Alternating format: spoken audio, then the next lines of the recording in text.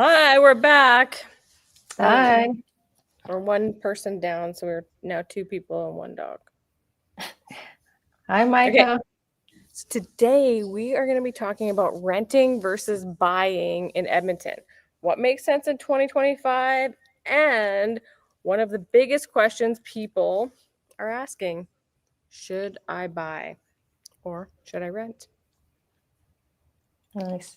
Okay, so before we start off, just some quick information here. So the content of this show is for general informational purposes only and does not constitute legal, financial, or real estate advice. For advice specific to your circumstances, you must consult a licensed professional. Realtors on this show will provide tailored real estate guidance only to their exclusive clients. This program is not intended to solicit those already in a service agreement with another realtor.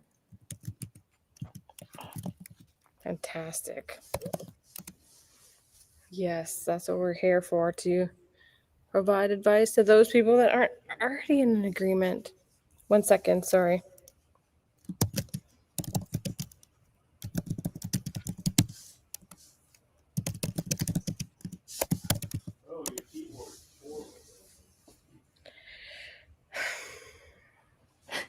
Apparently my keyboard sounds terrible, but I also have some feedback, so I don't know if you could hear it. Okay, Yeah, so of the keyword. did you hear the peanut gallery too? Saying, oh, your keyboard sounds terrible. Okay, so first things first. My favorite part, maybe your favorite part. Let's start with our quiz. Yeah. So, on today's quiz about the market, our first question is, which side of the city is hot? I would say southwest. Let me just double check. We have a sheet that we work off, and I didn't want you guys to see the answer, so I took a screenshot of it and deleted it. Okay, yeah. So the answer is, you're right, the southwest. So I'll just tell you the top 3 hottest neighborhoods in the city. So we have tied for third, Chappelle, Yeah. surprise there, and Edgemont. And then Laurel is number 2, and Keswick one. And that's just based on the popularity is based on how many homes were sold in the month of August. So there could be a very popular neighborhood that just doesn't have any solds because nobody wants to live there and nothing's for sale.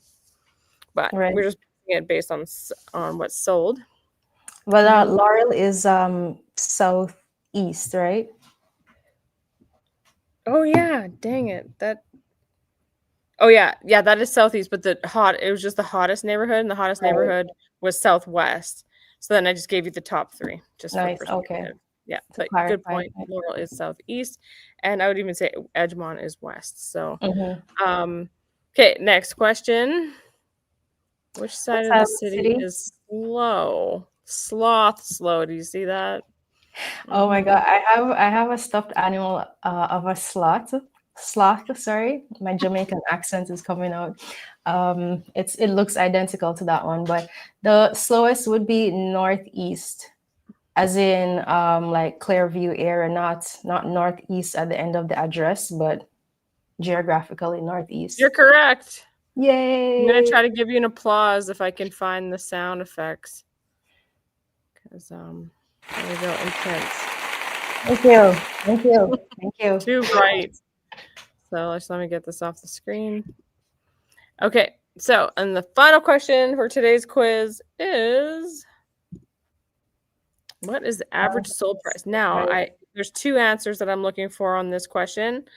This is based on sold data for August only, and so I split it into single family homes and condos, but the condos, I didn't separate townhouses from apartment style. Okay, so condos would be row house and yeah. apartment. Okay, So the first part you said is for August. Okay, here we go. Yeah. So you And got to choose one of these for single family homes first, and then one of those answers okay. for So condos. it would be 450 to 500 for the average. For single family homes? I don't know. Sorry. You're incorrect. So it would be the 500 then.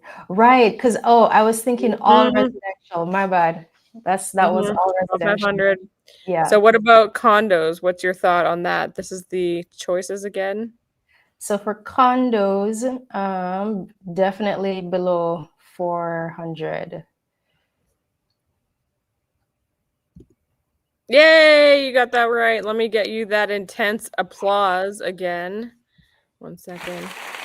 Thank you. Thank you. Okay, so moving on to the meat and potatoes of this episode.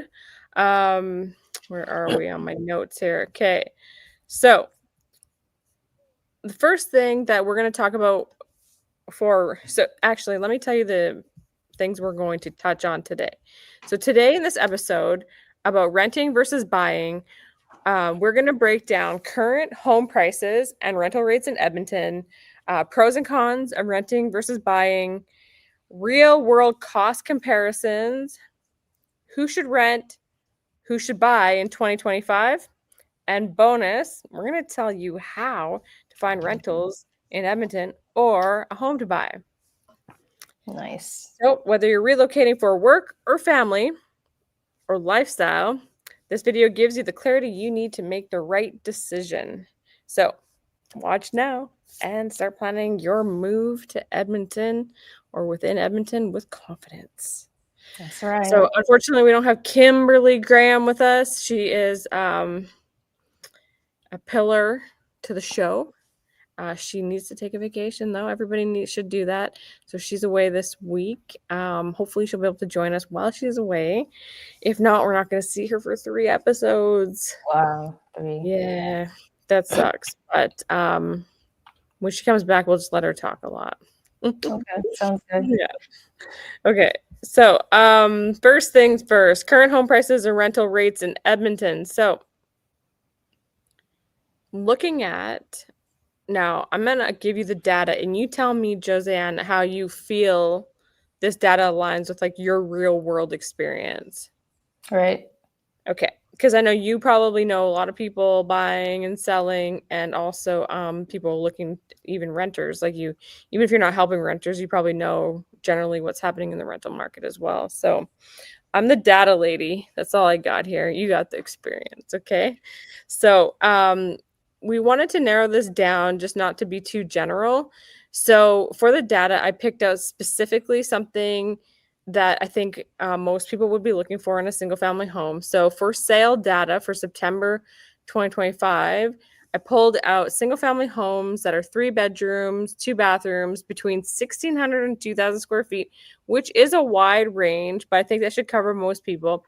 And then just a double car garage. I didn't specify if the garage is attached or detached because I mean, you'll get different price points depending on the area. But if you say detached, then you could end up pulling in all those like infills, which have a higher price point. So I didn't know how it was going to skew it. So I just used both styles of double car garage in Edmonton.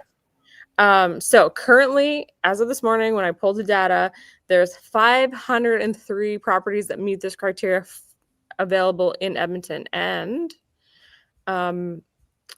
let me see. I thought I had a little map here.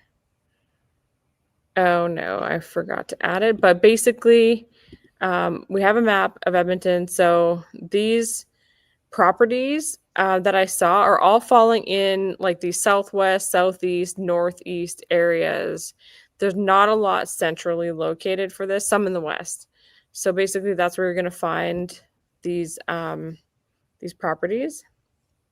And how much are you going to be looking at? Any guesses? I mean, you can see the numbers. So I'll tell you, the average is 603,000. The median is 575,000.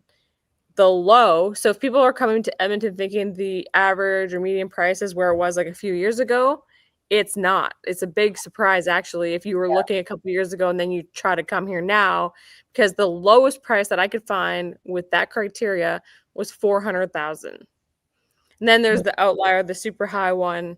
I don't think there's a lot of options for and not a lot of properties that would be 2.6 million here, but there are some options. So so your average for these 503, is that about what you're seeing, like when people are out there looking with that kind of criteria? Or Yeah, you able so to find a lot? for it's more so when it's closer to 2000, maybe if it's 1900 square feet.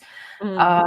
And depends as usual, depends on the age of the home and the location, but generally 500 to 540 is how it falls within that size and the Yeah, so features. probably like 1,600 to 1,700 you'll get on the, like, the lower side of the Yeah, 500,000s? Okay. right, So there must be a lot of properties. Those probably go fast. So maybe because I only pulled up active listings, I didn't pull up any pending. So right, maybe that's why the averages are higher right now, because the higher cost stuff is still like on the market waiting for exactly. their Yeah. buyers. Okay, so now looking at rent, and I've tried to find like similar style of homes. So to give people a good idea of what you would look at if you were going to rent versus buy. Um, Now depend like it's hard to say like what your mortgage would be for actually the average of those prices that I just gave for the single family, 'cause it depends on a lot. Yeah. Um, like in your own personal case, but we could definitely give you a number, and we do know some mortgage brokers, so reach out to us and we'd be happy to connect you with somebody if that's a place you think you want to go next. Um, so for renting in September 2025, so what I used for criteria was I looked for something. I wanted like 3 bedrooms, I wanted 2 bathrooms, and I wanted a garage. When I was looking online, you couldn't specify like what size of garage, so Okay. it was a little bit more loosey goosey. And I don't find like Edmonton, like you can go on realtor.ca to look for rentals now, but there's not a big inventory Right. there. So I did No. use yeah, I did use rentfaster.ca, which is my favorite website to look for rentals in Edmonton. And what I found was that most properties that meet this criteria were between 1,900 and 2,300 per month, plus utilities. Hmm. So And I these are the think that ones that above 1600 square feet? you couldn't specify the square footage. So this is just, and you Oh, can okay. yeah. Yeah. So this is just houses. And I mean, that there was still a lot, like over 23, like there's a chunk of the market. And so this is where I found them. Let me show you the map. So they're generally in these areas. And anytime you got over um this area was the more than like 19 to 2,300. And over here, the 63, that's where you're seeing more like 2,800, 3,000 per month Hmm. um, rentals. So yeah. So is that like just this is houses, remember. This isn't like this is the full house. This isn't like properties where they're doing the like the suites within the house. So is that same on par to what you're seeing with people that are renting? I don't look at a lot of rentals with property, but within the $2,000 and above sounds accurate based on the last conversation I've had with someone renting a house. So Okay. about that, yeah, because 1600 uh, would be for an apartment. Yeah, we're gonna get to So, condos next. right. So Oh, okay. yeah. Okay, so that's good. So the data that we're finding is pretty close to what's happening in the market currently. So anybody watching this video, this is being shot in September 2025. So if you're watching this much later and you're wondering what's happening now in the market, please reach out to us. Contact information is in the description or show notes below, and we can get you the up-to-date information on that. Okay, moving on to apartment style condos. So what I did for this search is I looked up 2 bedrooms, 2 bathrooms, And I used a lower square footage, and I only did that because what we're finding these days, like I helped a friend recently, like not as an agent or anything, but just as a friend, like going around trying to find like an apartment to rent, and they're all so small. So I didn't want to get anything like too big to compare against with like a condo. So I just put 600 square feet to like 950 square feet. And 950 square feet would be a very large apartment style condo in Edmonton. I mean, as a renter. That's one nice thing, actually. We'll get to the pros and cons. But one nice thing about buying is you can usually get more square footage than if you're renting for about the same cost. So anyway, based on that search criteria, and I didn't include parking because in rentals, most times parking is not included. You have to pay for that step extra. So there's 353 properties available for sale, and they are all over the city. The average price is 235,000, the median 219. The low price ones were 129,900, and I don't know, like I bet you those ones most people wouldn't want to buy there. Those probably are those older units that don't have like the in-suite laundry, In-suite laundry. things like that, you know.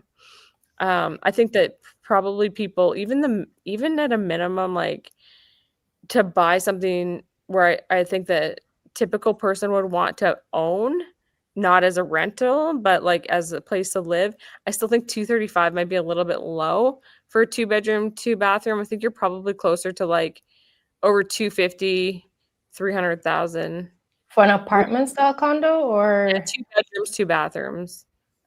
you could luck out with under 250, especially in downtown area, but then the condo fees are gonna be super high. So it's just like Yeah, what do you super high prefer? or laundry issues or Yeah, something. the older buildings, yeah. Yeah. And so yeah, it all, I mean, you end up paying what you're gonna pay, whether you pay it in the mortgage or lower mortgage plus condo fees. So it all seems to average out. Um, so for rent, using the same criteria, like 2 bedrooms, 2 bathrooms, this time I put in-suite laundry because I would say 9 times out of 10 you're probably gonna have in-suite laundry for a purchase. Right. And then I said parking is extra. So there's 91 properties for rent. And there's a wide range of like what you're paying. So I found anywhere from like 1,600 to 2,400. When I was looking with my friend, it seemed more like if you're going downtown and you want one of those like newer rentals, Oh you'd be yeah. paying closer to like not including parking, like between 1,900 and 2,200, and you won't even have that much square footage. It's crazy.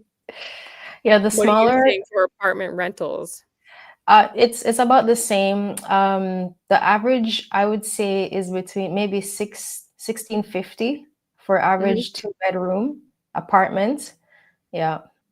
But that's not in downtown, right? That's like more. No, not downtown. Mhm. Yeah. So yeah, depending on which side of the city. So if you're like budget strict, you should plan to be farther away from the core. And the Right. closer to the core that you get, the more money you end up paying, I Yeah. think. To So pay for those amenities and the accessibility. Yeah. yeah. So okay, moving on to the pros and cons Right. about renting versus buying. So first we're going to look at buying. And this isn't an exhaustive list, but it's a pretty good general list. Maybe most of you know it, but if you don't, it's something to consider. So so the pro for buying is you're definitely going to be putting equity. You're putting away equity every time you're paying that mortgage. So you're paying down your mortgage even if your property doesn't go up, and you end up selling for the same as, or even at a loss, even a little bit of a loss if you've been there for a long enough time, you'll still get some money back. Whereas renting, it's just a fee, so it's gone. Right. Um, you have stability. So the I had a friend that she actually had to move because she was renting and the owner decided to sell. It's Yeah. very uncomfortable. That's the Um, downside of renting a house mhm. versus an apartment. Well, even she was actually renting an apartment, and the owner decided she didn't want to be an invest. Like she didn't want to be an investor anymore. So she Oh, okay, right. So like Mhm. a company that owns apartments versus a landlord. That's the downside. Yeah. So I mean, if you want more stability when renting, then you definitely want to look for those like apartment buildings that aren't like rentals by owners of condos, because those are less likely to be sold because the whole building is like rental, Hmm. right? They do have townhouse style condos that companies own as well. So if someone doesn't want to rent an apartment in a building, that's available to them also, those separate units. Yeah, yeah, or yeah, all sorts of styles I think are available for rent, but stability is an issue compared to like if you own it. If you own it, you own it. The only way you're gonna not own it is if you default on your mortgage. Yeah. Or So, property taxes. yeah. Well, no, I think they just put a court order against you. Sometimes, were you saying something? No, go ahead.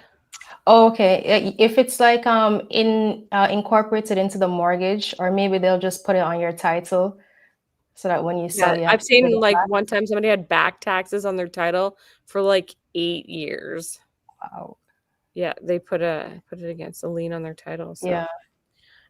So another pro to buying is potential appreciation. So there's always that could happen, like recent years. That's finally happened for the condo people, Mhm. but for the housing, it's more likely going to happen over time. And flexibility, especially if you want to get into pet ownership. Yeah. Um, Sometimes it's difficult to find a rental that allows like more than one pet, or like some if you have two dogs and a cat. Mhm. Sometimes you're limited to two, sometimes you're limited to the size of pet, type of pet. I know like most apartment style condos, you're not it's prohibited to have, even as an owner actually. So you still would want to go into a house, but like the snakes or rats or stuff like that. I don't think rats are allowed in Alberta, but you know, any kind of like things like that that get out and can get lost in the walls. Okay, so the cons for buying, um, higher upfront costs to buy. So you need to have Down your down payment. payments, So closing what costs, is that these days? A minimum down 5%. payment? Yeah, 5%. if you're living in the property, 5%, Yeah, and if you're what if you want to buy it as a rental? 20%. Yeah, it's a huge difference. Yeah. So maintenance costs for ownership, most people Oh, don't like to consider. to specify, sorry. So it's 5% down if the property is 500,000, and then if it's over 500,000, is 10% on that Mhm. balance. Oh Yeah, yeah, and even the over 1 million, you have to put more too, but right. yeah, so I mean, I don't know how many people buying over 1 million are watching us today, but or considering renting versus buying. Good point. They wouldn't And be so watching this. a con, maintenance, cost of ownership. So that's a tough one. Most people don't want to accept that, but they have to do it. Mhm. Condos could have a pricey assessment, like if there wasn't enough in the or Reserve something fund. unexpected happened. You could have a levy where they're like, oh, every owner based on your unit number needs to pay like 40,000. That Yes. used to be very common, but now because of the requirement of the um, what is it? Reserve fund. The reserve fund studies that are now required. It's it's less of a risk for people to have those pricey assessments because it requires like a engineer to come in and look at the building, and then accountants to look at the money and Right. things like that. So um property taxes and insurance is higher for owners. So any other pros or cons? You want to head into renting pros and Um, cons? pros and cons. Did you touch on like the freedom that you have? Are we talking about pros for ownership? Mhm. Mhm. Yeah, so like the Oh freedom yeah, of freedom to owning, customize. I've right, missed that one. Yeah, you're right. right. So more autonomy there. Unless there is like a restrictive covenant, maybe you can't paint the side in pink, but Those but dang HOAs. you definitely have more freedom with customizing, especially the inside versus if you Yep. had rented. Mm-hmm. What else? I think you got most of them for the cons. And you did mention updates or renovations, not even Yeah, renovations. maintenance, like just Yeah, maintenance costs are expensive. So right. I'll get into some numbers on that shortly. So, Nice. Okay. um, Yeah. okay, so we'll head over to renting. The pros, flexibility. So that's a big one. In my opinion, if you need to be flexible in the next 5 years, it's probably better to rent. Yeah, because you never know what's going to happen in the market. Unless you're like a Mhm. risk taker and you want to like roll the dice and hopefully you come out on top, then great. But you're gonna have, depending on what kind of mortgage you sign up for, unless you have a cash Yeah. sale, you could have penalties on that. And um there's a lot of risks, and Edmonton is such an elastic market. Like, I don't, I had this condo that I bought in 2007, like a peak of the market, and I ended up selling in 2016, still for a loss, like quite a big loss. And I still think today that condo has never recovered to the price that I bought it for. So, Really? Wow. because they end up having big assessments. Oh, okay. They had to do the whole building envelope. They had to do like I think the guy that bought it from me ended up getting, not only like did his value go down like an extra 100,000, but he ended up getting like a $50,000 Oh my assessment. gosh. Was it an Yeah, older so building? it's not too old. It's just one of those, those low-rise buildings that I'm getting all these assessments in Edmonton. I mean, Okay. for the most part, they're done now. So like, in my opinion, it's a great buy because like it's a good price, it's a great location, and it's just got like this like, I don't know, fear. Like people are afraid of it because of the assessments. But they did Yeah. all the windows, they did all the building envelope. There's no problems with the foundation there. It The condo fees are pretty reasonable for what's happened. So um I don't know. It's got rooftop patios and you can view the Oh, river nice. valley from there. It's great. Wow. Yeah. And the new LRT is pretty close, like the stop, um, kind of like Chinatown stop, but I forget what the Oh, name of that one is called. Anyway, so another pro for renting is lower upfront costs. So usually, well, you definitely don't need 5% of the cost of it. So just a no. few deposits. No maintenance costs. So anybody that wants to do maintenance or doesn't want to do maintenance, it's great for people like traveling or working a lot Yes. like that, and then don't have the extra money to have somebody like pay somebody to do that. Um, Lots of new buildings, like if you go into those newer buildings, you have access to like amenities. That's the thing, the trade-off, I think, for the lower square footage that they're doing. So um I mean, introverts would not like it because it's their social spaces. So I think there's a couple buildings downtown where they have like um the barbecue area and food thing on top. I mean, like even the sky suites or whatever, they have like that area in the middle where you can they have cooking classes or something like Oh, that wow. too, and hot tubs, and yeah, so all sorts of things. Gyms, they usually have like, even if you want to go to a workspace, if you're like a work from homer, Right. but you don't have a Yeah. space enough room in your unit, you could just like use that. At the And stadium there's yard, what's that? that stadium yard, that's condo Mhm. complex. They have everything that you just mentioned.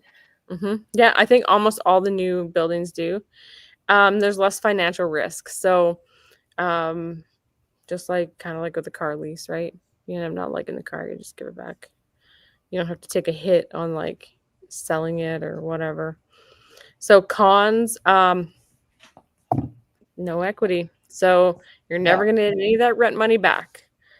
Um, Rent increases, you have no control over. And I don't think that there is, I'm not sure about this. Definitely not like Toronto. There's no like um Rent cap. rule, yeah, on capping it. So I think that there's a certain amount they can increase every year, but that can just keep going up. Like my sister was renting a place and it went from like $2,800 a month or something to like $3,300 a month. It was crazy.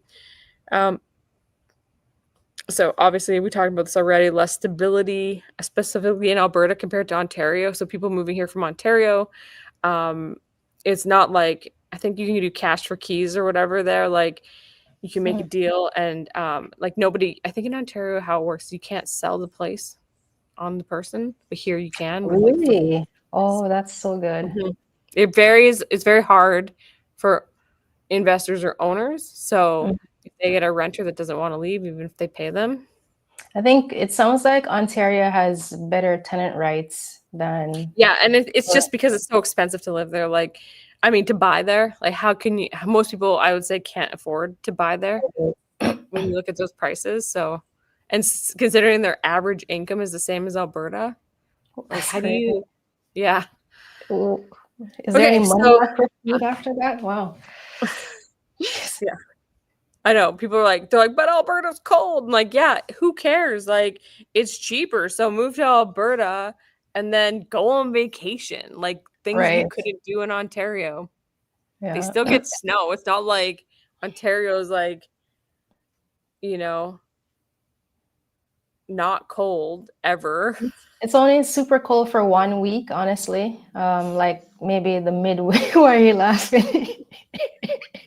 No, it's true. Like in February, you get 1 week of -40, and then that's it. You're fine. Take it from a Jamaican, you're fine. You heard it here first, folks. Ontario is better climate than Alberta, but you also then can't afford to go home on visits. Imagine living in Alberta and just being able to go home for the winter, Yep. especially if you're a work from homer, right? So, um, okay, so moving into real world cost comparisons. Um, Now, these are very specific, I think, to each individual. So I'm going to give you the categories. And if you need to know more about your specific situation, you can reach out to us and we can talk to you. So buying upfront costs such as down payment, closing costs, lawyer fees, inspection, condo doc review, appraisals. All of this stuff you're going to have cash for when you're And buying. the new one, the land transfer fees, that's a new Yeah, one. there was always a land transfer fee, just went it's a little bit higher now, but Fire. still Yeah. not I don't think as high as, Ontario's. No. It's still pretty reasonable. But yeah, just a reminder, so everybody has to have cash for that when you're buying. And then there's the ongoing costs that people don't often, think about, but you do have to pay your mortgage every month or however often you set it up for. Property taxes, sometimes you can get the added in with your mortgage payments and your bank will take care of that. I don't recommend that, honestly. Like, I've heard horror stories about like people, Really? yeah, they're like their bank was supposed to take care of it and then they Wow. didn't, and then the people lost their home. So um I don't know. I feel like there's always like more to the story, but I always just don't trust people. So if I could just pay that myself, then I would, you know. I'd be like, don't worry, I'll take care of it. Because they usually want like you to be 6 months ahead. So like if your property taxes are, I don't know, 5,000 a year, when you start that account, they want to make sure they have always like 2,500 on hand and then they build it up and then they pay it off or whatever for you. So you have insurance. So Hmm. insurance is more money for owning a home because you're paying for the full building insurance. Maintenance and repairs. So here's the amount. Every person, you're going to hate this. And you're not going to want to do it. And lots of people don't do it and their house starts falling apart and they wonder why. But so 1 to 3% of the home value per year, even if you have a new home. I was Why? about to ask about that one, the new Yep. home. Yep. It's because when you get a new home, there's a lot of things that aren't done. So more times than not, you're going to have to do a fence. You're going to have to do a deck. You're going to have to do landscaping. There's always something to do with the new home. Appliances nowadays, you can't get full appliances, so that too. Yep. That's maybe like not an ongoing cost, but that should be No, added no. to the Mhm. upfront costs. If you're Right. buying a new home, you're going to have to come up with extra funding or put in your mortgage to top up the allowance um for that. Appliance So, allowance. yep, utilities. You still have to pay utilities with renting, but it's an ongoing cost for buying. HOA fees, condo fees, typically it's stuff you don't have to pay in renting, but for buying you do. Then renting, your upfront cost is security deposits, usually 1 month. Sometimes you're going to also have to pay first and last month rent. So if that's the case, then when you first are renting, you would have basically 3 months worth of rent you'd have to have. I would say it's typical in Alberta just to have a security deposit or Yeah. last month's rent, but not both. So, um, and some people have an application fee depending on like how prestigious, I guess, the place is. Um, but lots of times people are just begging for renters, so you might not have an application fee. Ongoing monthly rent, of course. Renter's insurance, it's usually lower. Why is that? Because you're paying for contents, not the whole building. Some I have heard about sometimes owners wanting the renter to get renter insurance to cover the property as well. Wow. Yeah. So I don't know where the people find that insurance, but yeah. Or at least the deductible insurance. Like so if the owner put on like insurance for the building, but their deductible was 50,000, kind of like with condos, you could get a deductible insurance. So Okay. you as the renter would pay the deductible of 50,000 and then the rest of the insurance would be covered under the homeowner's thing. So utilities sometimes included but sometimes not. So may pay special attention to that. Pet fees. You Oh know what yeah. I've seen is sometimes if you want air conditioning, which we did talk about in the last show, is vital for this place of Edmonton, Alberta, but not for all year, but just at least for a couple months. You have to pay a fee for air conditioning. Like I know it's like Augustana downtown. If you want an air conditioning, it's like an extra like $20 a month, and it's limited, so it's not like everybody can have it. Like yeah, I've never heard of that before. yeah. When my friend and I were looking, it was a thing. I was like, wow, you guys get us on everything. So you're like, they like draw you in with like this low rental rate. Like by the time Right. you add everything up, you're like, I think I could have rented a house for cheaper. So then Parking parking is another fees. one. hmm Okay, so I think we covered everything. Is there any? I'll just move on. If we can wrap it up at the end, if you think of Mm. anything, just say it. Um, so who should rent and who should buy in 2025? Depends on lifestyle and what you currently have as a budget or savings. That's huge. Um, so, Or pardon? credit score? Yeah. So, credit score, like how much debt do you currently have? Because if you're gonna use a mortgage, they're gonna look into like your debt ratio. How much down payment do you have? Do you have enough for closing costs? So there are a list of things that you have to prepare before you can consider purchasing if you're gonna be using mortgage.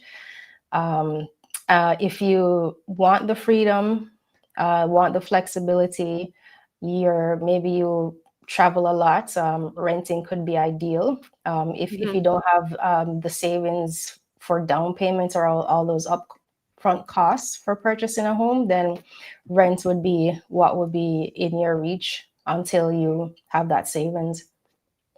Yeah, sometimes like it's not even like an option. It's like, yeah, you Yeah, can only rent. right. Buy is not an option. So yeah, so who should rent is in summary, uh, if you plan to stay. So say you have money's not an option, or like no, it's like you could do either. Like there's no question. So if you're planning to stay long term, like 5+ years, you want stability, you have pets. You're going to want to rent if you value flexibility. You don't want to have any maintenance responsibilities, and you're not sure where you're going to be in 5 years. Yeah. So, with your yeah, so I think that you're right. In my experience too, it's not always like a should I do one or the other. It's like, can I? Yeah, exactly. Can I do this or can I not do this? So, I mean, sometimes when people can buy, sometimes it just does make more sense for them to rent, though, depending. Yeah, it depends. It's really specific to the individual, and that's where reaching out to a professional to kind of brainstorm with you or give you Mhm. further advice is good, because everybody's situation is different, so the answer will be totally different. Okay, Yeah. so bonus. So we've covered all the topics. And I have a bonus topic to mention at the beginning. So for renting, in case you didn't know this, because lots of people, when I was actually being an active realtor, wanted me to help them find a place. But guess what? Most realtors in Edmonton do not currently have rental inventory, nor do the owners pay realtors to bring them buyers or renters. So if you wanted a realtor to help you and you wanted the landlord to pay them, that's far fetched. And so if you wanted a realtor to help you, you might have to pay them, because as much as you think that realtors should work for free, they don't. Um, so because of that, your best bet to find a rental in Edmonton is to use rentfaster.ca. I think I'm not, or just drive around neighborhoods that you like and look for rental signs, or look for buildings specific that you want to rent in. Like, not all buildings are rentals, some are condos. And the condos I'd say condos are more likely going to be on something like rentfaster.ca, because there is no like management office to like pitch all the rentals to. So they'd need something online, or a property manager. Like, property management companies might have like a list of rentals that they have from the people that they work with. Um, so if you're looking for a house as a renter, these are free tips for everybody to help you not get the wrong thing. Make sure you're looking and you want a full house. Make sure you confirm it's not just the main floor or the basement suite. This is confusing for people moving to Edmonton. I don't know how it is in other places, but a lot of times I've heard people say, like, oh, I was trying to rent a house and it seemed like a reasonable price, but then it only ended up being the main floor, or it was only the basement, because they see the picture of the outside of the house and then they see some pictures inside and they don't realize it's only like a portion of the house. And they're like, Jen, you're crazy. I could get rent for way less than what you said. I'm like, but are you getting the whole house? Okay. It's a rent. So apartments for rent, well, they may not actually be available. You alluded to this like at the beginning, right? Yeah. So they're not always taking off the inventory, especially if they're like big developments, like buildings that have like a lot of options. They're just trying to get leads and get people in the door. And they'll usually bait you with like the cheapest place. They'll be like, so like, I was helping my friend. We found this like out firsthand. I'm like, oh, you can get this place. It's only $1,200 a month. That's great. The way to figure it out is when they say starting at. Yeah, and I think they figured that out, though. Sometimes they don't even say Okay. that now, and you're like, they even put floor plans up of like ones that are available, and then you find out they're not actually available. They're like, oh, actually, we don't have any of that available. This is what we have left. It's like always the units that you don't want to rent. So, um, it's very, very annoying. It would be nice if, like, literally, it would be nice for renters if landlords did want to pay some fees for realtors to bring buyers, or renters, because we could really help them like sift through that stuff, I think. Yeah, Um, especially if you're out of province or out of town, mhm. it's even harder because you don't know the neighborhoods, you don't know what questions to ask.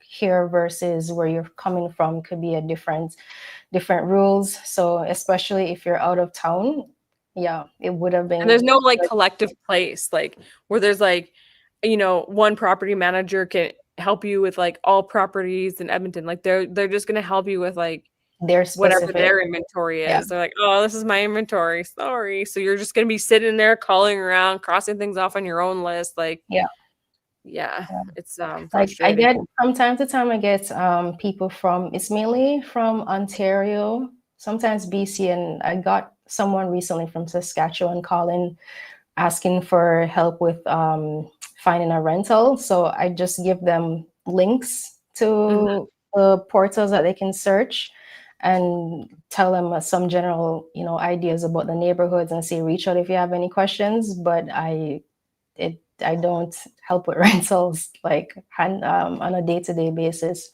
Yeah, and it can be tricky too. Like if you're moving here and you want to buy, but then your like mortgage person's like, "Oh, you can't buy unless you have a job." So you're like, "I got to get a job first." It's like all Right. cart before the horse. So sometimes you do have to rent first. Um, so people that are intending to buy, I think it's more likely that you can get somebody to help you with that. But still, it's like we don't have the access to the database like how we do with like properties for sale, Properties, right? yeah. Like there's not Like one place to find everything. Like you have to search maybe 3 or 5 places to kind of compare and get the best value. yeah. And my door is like always open if people have questions or whatever about Edmonton. You can message me or email me. I'll give you the best information that I can. I don't mind being very candid and helping people. I mean, I just can't go find the properties for you. I can just give you tips, kind of like what we're doing here on this video. Um, so another tip is to ensure you know what's included. So most apartments you need to pay a pet fee, which we already talked about. You need to pay a parking fee. Most rentals do not include utilities. And if the rent seemed really low compared to what you're seeing, ask yourself what is missing or what Right. is wrong with the property, because everybody has Or is it access a to bad the market neighborhood? data, and no one's going to be just like renting it online without knowing what they could probably rent it for. Like the only time you're getting a good deal is if you know somebody that knows somebody that's renting and they never check the market and they're just like, yeah, I just want to rent it. Would $1,000 be good for you? You know, like that's the only time. If they're online, they know what they can rent it for, unless there's something wrong with it. A common thing that people miss when they're looking for a rental is to make sure it includes in-suite laundry if that matters to you. Um, Oh, most storage people, as well. Some people would want storage.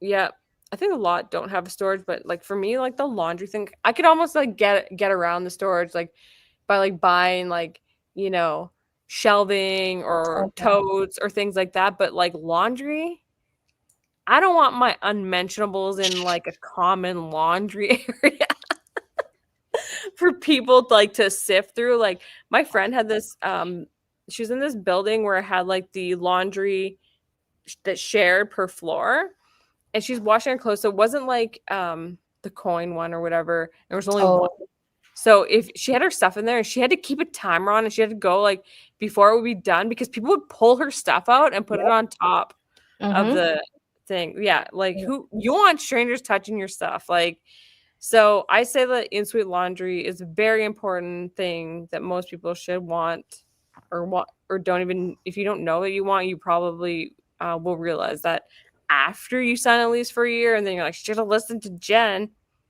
hmm Um, so so how do you know, like, other than with asking, you can usually tell by like the age of the building. If you're downtown, most of those don't have like in-suite laundry, and be careful of the ones that have in-suite laundry when it's that Euro all-in-one. Have you ever heard of that? I had one of those back in the Yeah, early the 2000s. little one Yeah, it that does does everything. this. You like Oh throw gosh. your clothes in, it How washes, was and it? then supposedly Dries? dries it. It Did it does not actually dry dry? it. It never dries it. It's called a wet dry, and it's horrible. I just like I couldn't. I had to end up going to the laundromat to do my stuff, and I'm like, this sucks. So make sure you watch out for that too. You can usually tell if it's a good dryer if it has a dryer vent. If it doesn't have a dryer vent, then run. Run fast. Get away from that place. You probably don't want to rent there. Um, The downside with the newer apartments, though, like although they have in-suite laundry, they're so small, Oh yeah, like they're so small. tiny, unbelievably tiny. It's ridiculous. There was one that I looked at. It was 450 square feet and it had a movable wall. So the wall would literally push over top of the bed so you could sit in your living room during like whenever you want to use your living room. When you want to go to bed, you had to push the wall back, which would then like hit against the couch so you could like access your bed in your bedroom. So it was a studio then, like I consider it a one bedroom with a yikes. movable wall. Yeah. And there's like no place like my friend is really practical. She's like, where do I hang my jacket when I come in? I'm like, yeah, there's like no closet. There's like no hooks. Like, I don't know. Like, it looks nice. Like, they put all this nice furniture and kind of like staging where, you Okay, stage a home and it looks like so nice and that you beautiful, forget but it's about not everything practical. else. Yeah. It's like, wow, people get tricked so easily. So, for buying, my only tip for you is to use a realtor.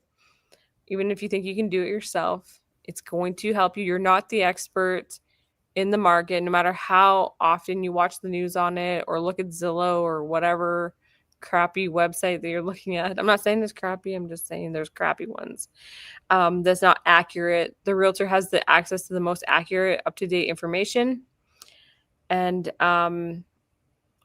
why not? If you're a buyer, why not use a realtor 9 times out of 10? Because as we talked about in the last video, you sign an exclusive buyer agreement, which allows your realtor to ask the sellers to cover the cost of commissions. 9 times out of 10, they're going to do that. And so it's Yeah, no not upfront cost for losing. you. Some people argue the cost is in the price, but it's no upfront cost for you. So it takes a lot of stress and headache, and you don't have to know the market. You don't have to know what to look out for, how serious things are when they come up in an inspection, stuff like that. And even a really good realtor could point out things to you Before that, inspection, yeah, before the inspection, like ground grade, right? Like I don't know how many times like at first, like I didn't point out the grade, especially in the older houses, how the grade slopes toward the house, right? and then depending on the inspector, the people get real weird worried about it. Mm-hmm. Um, it's common though in older homes. So to bring that up, you explain like how it gets fixed and what to look out for those things ahead of time. So when they Mm-hmm. hear it from the inspector, it's not like the first time they hear it. They have some time to Absorb. investigate it. If Yeah. it's something that really bothers them, they can actually not even spend the money on an inspector and just move on to another place that doesn't have that. Right. So a realtor can actually save you a lot of money. Yeah. And Totally. if you think that like saving realtor fees is what's going to happen if you're a buyer and you just go direct to the seller, you're kidding yourself. So anyway, that's my opinion. Um, the so In addition to that, like realtors do this every day, so they understand where the market's going. They can feel the pulse of the market before you can see it in the data. The data is a lagging indicator. That means that it's only telling you what's happened in the past. It doesn't tell you what's happening in the future. And a realtor can feel that by like going out with buyers. You can tell, right? When you're out with buyers and you Right. start seeing like you like call back for some information like, "Oh, we already have 10 offers. Are you going to be submitting an offer?" Like no one says anything and they're offering information. They're following up with you for feedback. Then you kind of know like this market seems a little soft, right? Mm-hmm. The stuff that doesn't get recorded, the people don't know. So like your realtor Right. would know that. Yeah. Um We're doing it yeah. every single day, so we know exactly current events, current details. Well, this show we didn't have as much fun as last time. We had a few people tune in. I guess it is football Sunday. I think there's a lot of people though that don't like football.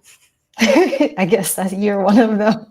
No, I do like football. I missed the game, the end of the games. I thought this would fall in between the two games in the morning, but anyway, it's okay. We go live every Wednesday or Thursday evening from 6 Mountain, 8 p.m. Eastern, and Sundays at 1 p.m. Mountain, 3 p.m. Eastern. So you can join us for future episodes. We usually release it on Instagram, Facebook, and YouTube what the topic's going to be. But if you have questions not related to the topic, that's okay. You could come on here and we'll be happy to answer your questions live. If you don't want to come on the show, reach out to us. Our contact information is in the description or show notes below. And we'll be happy to see you guys on the next one. Do you have any last final thoughts, Joseanne? No, I think we summed it all up. Okay, well, guess you're ready to roll for anybody that's ready to get out on the streets of Edmonton. And right. The only thing I want to say, which you've mentioned again, but if you're looking to rent, you could still reach out. We might not physically show you properties, but we can direct you with which portals to look into and which neighborhoods to avoid and what kind of questions to ask. Yep, exactly. We're here for you guys. So we'll see you Thursday. Okay. See ya. Bye.